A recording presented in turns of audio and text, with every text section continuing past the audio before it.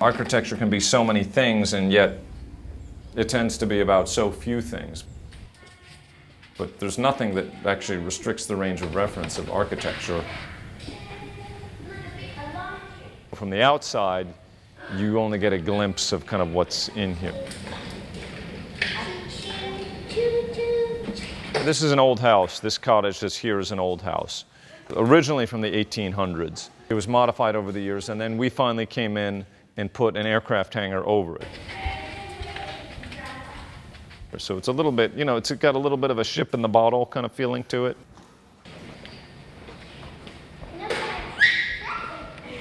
We needed more space, and there were an unlimited number of ways to accomplish that, and this was one of them. So, you know, this is all, we can, you know, there's large doors, so I can actually close this off if we want to. But we keep it open most of the time. It's like how to make a neutral container as opposed to just making a, you know, a small addition to a thing or something like that. You know, because you can't really get this kind of footage, you know, this kind of cubic area, you know, like these are 30-foot ceilings. You know, there's no other way to accomplish that kind of thing. It's a prefabricated metal building that they used to, you know, use for warehouses or aircraft hangars and stuff like that. So you can get them kind of whatever size you want. So that was fairly easy. I mean, you could just kind of have them come in and a couple days throw up a structure? Or? Yeah, pretty much. I mean, you know, it was carefully designed, so the way all these are knitted together is pretty, you know, pretty carefully done. In a way, there's a whole other third building over there, which is kind of like an office building at one end. I needed to close that end off, and so it seemed like a good opportunity to make some space out of it. You know, so those are different, you know, those are bedrooms, an office, and some bathrooms and stuff. Huh. So did you keep this space the same? Wait, hold on, yeah. I've lost you. Did you keep this interior space the same, or did you? We changed it just a little bit, pretty much kept it the way it was. Changed a little, you know, I think we made the kitchen maybe a little bit bigger, but it pretty much kept it the way it was. Very nice. So these are all little kind of cozy, more traditional spaces over here.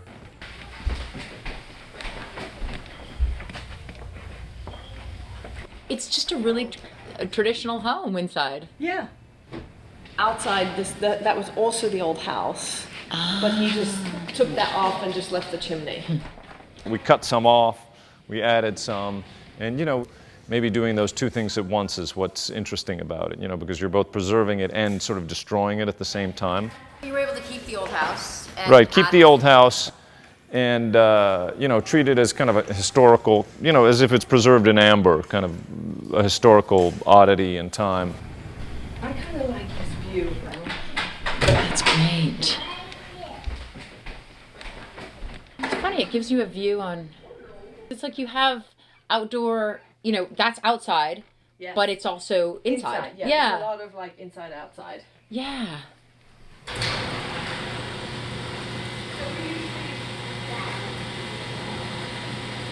And this building, it withholds a lot from the outside. You know, in concept, it's a big shed with some openings in it, so it doesn't come at you with a story. You need to discover it from inside.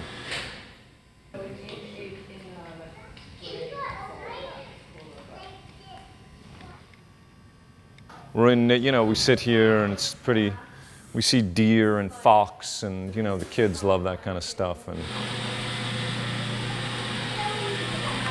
it's pretty cool in here, this sort of climatic. We don't, you know, we don't go crazy trying to cool it. But it's pretty good, it's pretty good. I mean, it's all insulated. It's all heated in the floor through, you know, with radiant heat, which is old, kind of old school heat.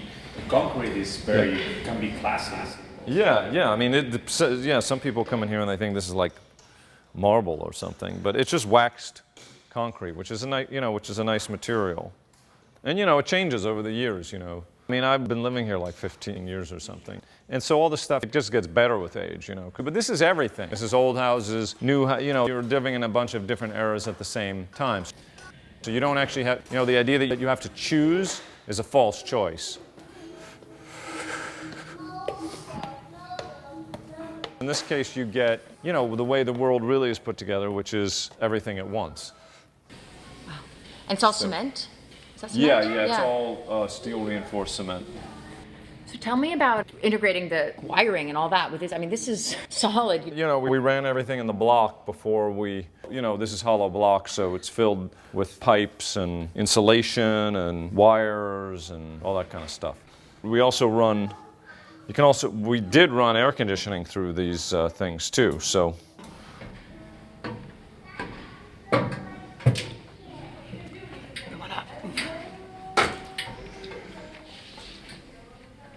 You know, it's like a treehouse over here.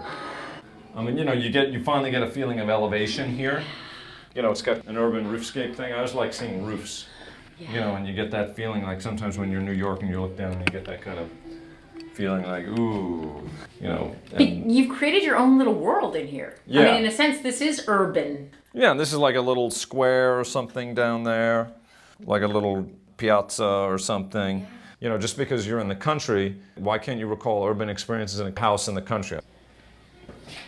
So why keep all this open? I mean, everything's open here. You didn't want doors or... Yeah, I don't know. I found that there's plenty of gradations of modesty and privacy in this house without having to, you know, have thousands of doors. So this can be totally open, or this can feel like a little, like you're up in your little thing. You know, so that's the shower, and so there are different ways, and. But you might not want that even with the toilet, like you're open to. But I mean, you also have to think who's out there, deer, you know, so. My first interesting architectural experience was when I did an internship. I rebuilt a Japanese tea house when I was like 16. That was really fascinating. That's when I first learned about Japanese gardens, the whole philosophy of the framing and the uniting of the structuring of views. And there's something nice, because I think good artists always make decisions.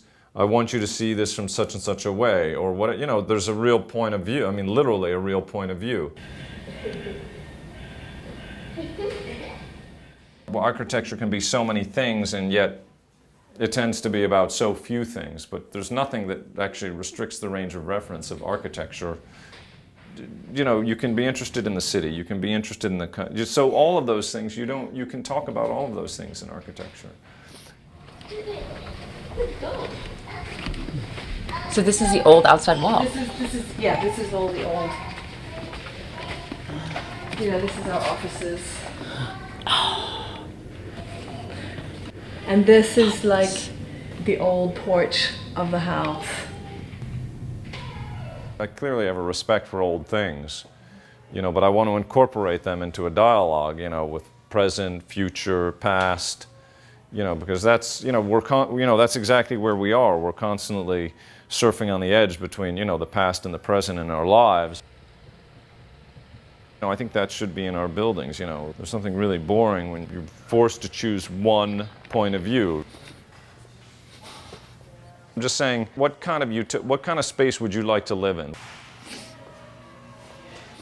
What's your idea of a utopia? This is not necessarily a utopian house, or, you know, what is historically considered a utopian house.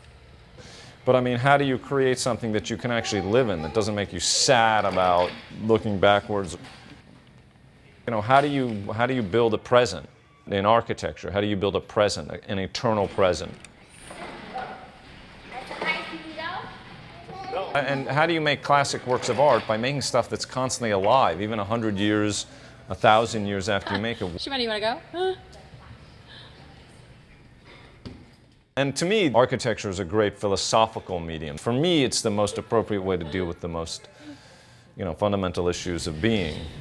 You're like a little monkey. Look at that.